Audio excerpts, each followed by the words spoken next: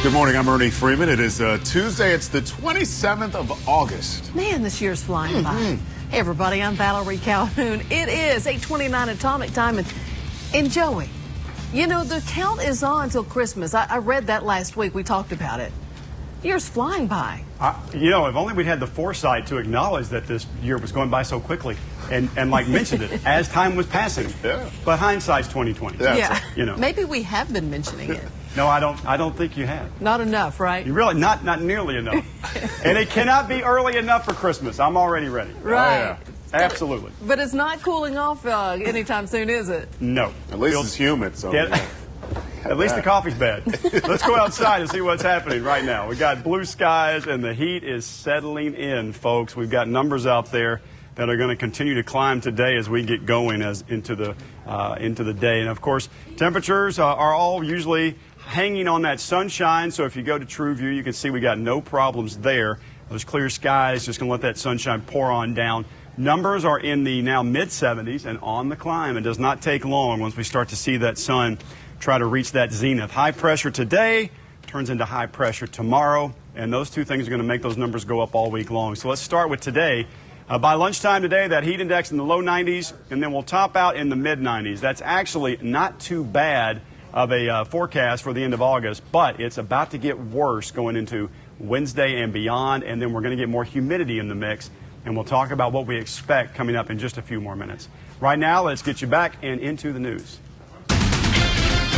All right, Joey, and first on Fox, Syria's foreign minister says Syria will defend itself using all means available in case of a U.S. strike. And Fox's Doug Luzader joins us from Washington with the latest on the continuing conflict in that nation. The most likely scenario now appears to be cruise missile attacks launched from U.S. destroyers that are just off the Syrian coast. The UN inspectors are still in the midst of their work, trying to determine if chemical weapons were used in Syria. At one point, they were turned away after sniper fire hit a vehicle. But at this stage, their determination may not matter much. U.S. Secretary of State John Kerry yesterday began to make the case for war. What we saw in Syria last week should shock the conscience of the world. It defies any code of morality. Let me be clear. The indiscriminate slaughter of civilians, the killing of women and children and innocent bystanders by chemical weapons is a moral obscenity. The U.S. options would include strikes from the air or perhaps more likely the sea. And a half dozen Syrian airfields could be prime targets. We can take down all 6, plus the munitions and the fuel depot that's surrounded in the command and control system, and also kill the airplanes. Dramatically reduces air power, and he pays a huge price for the use of chemical weapons. But President Obama will first have to make his case to the country and the world, not to mention Congress, where some vocal critics are demanding to be included in the decision. Secretary Kerry and the President have said they want to go to the United Nations for approval. How about going to the United States Congress? Syrian officials, meantime, accused Secretary of State John Kerry of lying about the use of chemical weapons, saying that he should wait for the report from the UN inspectors before any action is taken. In Washington, Doug Luzader, Fox News. All right, Doug, well, the tension in Syria is at an all-time high. Secretary of State John Kerry and many others in Washington are hinting that U.S. military intervention in that civil war is inevitable. Meanwhile, Memphian Robert King, a world-renowned photographer and video journalist, has captured some of the most stunning and shocking images of the revolt with his camera. This is video he has uploaded to his YouTube channel via the Vice portal. This video, not that shocking. He shows the plight of not only those waging war, but also the powerless victims, the women, the children, caught up in the middle of all that civil war. Secretary of State Kerry says there is compelling evidence, that chemical weapons were used last week, killing hundreds of innocents. But King says that has been going on for months. I've had 2 colleagues, one French photographer, Laurent van der Stok. He was in a suburb of Damascus and came under a gas attack himself. He photographed it. He was affected by it. It possibly was some sarin gas. There was another journalist from London, Anthony Lloyd, who had done extensive reporting on some of the first use of chemical weapons in and around Aleppo. Those reports were published, and then people tried to debunk those reports, but in the end, those reports were true. All right, Robert King has been in and out of Syria since the revolution started in 2011. So this is our hot topic today. Should we intervene in Syria? Text the word war to 65635 and answer yes or no. You can let us know what you think on the MyFox Memphis Facebook page. Share your thoughts there, or go to the Twitter. Use the hashtag Fox13GMN. Talk about a backstabber? Police say a mother used a knife to cut a girl and stab another young girl in the back as they were on the way home from school yesterday. Scott Mattis joins us live downtown, where this woman's set to make a court appearance today. So what prompted the attack? Do police know?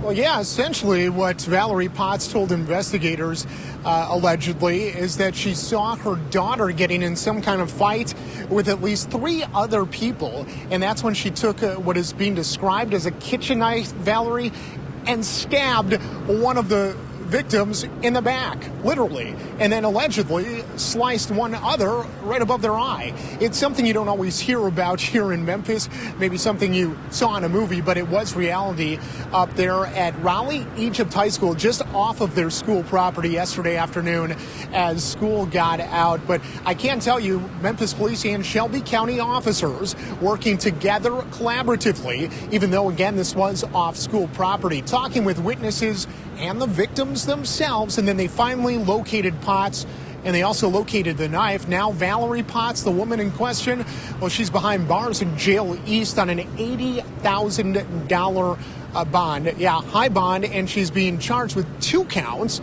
of aggravated assault. Now, Ernie and Valerie back here live inside 201 Poplar. Likely in the next 25-30 minutes or so, she should be going before a judge. We're not exactly sure if this is going to be a video arraignment or an actual in-court arraignment, but if you're familiar with the judicial process, you know that basically what's going to happen, she's going to be advised of the charges that she has against her in the court, and she's going to be asked if she's got a lawyer. So, first appearance for Valerie Potts. Stay with Fox 13 News and MyFoxMemphis.com for the very latest in this story.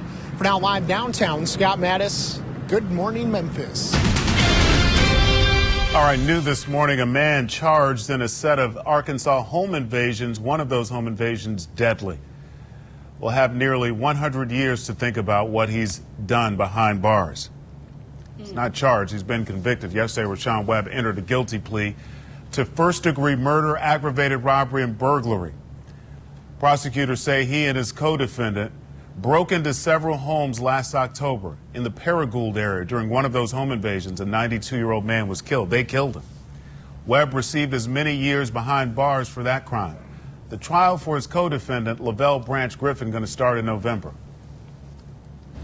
Did the devil make him do it, or was it self-defense? Prosecutors say they'll seek the death penalty for an Arkansas man accused of using a machete to hack 2 men to death. Gregory Kinsey's only 20, but there he is. He's charged with 2 counts of capital murder for the attack that happened back in June near Fort Smith, Arkansas. Court documents show that Kinsey says he was simply walking down the street when he was confronted by 3 people, and he claims he pulled out the machete to warn them to back off. He told police that he didn't think the men would let him go. So he struck out, swinging the machete. 2 of the men killed.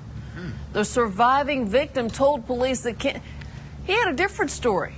The survivor said Kinsey said Satan was within him before the attack. So hopefully the court will get to the bottom of it. Well, the Mississippi Department of Health says there are 2 new human cases of West Nile virus. The reported cases in Hinds County and Rankin County, that's in central Mississippi. The 2 new cases bring the state total for 2013 to 17, 1 death. Last year, Mississippi had 247 cases of West Nile and 5 deaths. It happened again. Hundreds of dogs rescued in a multi-state raid. It's the 2nd largest dog rescue in American history.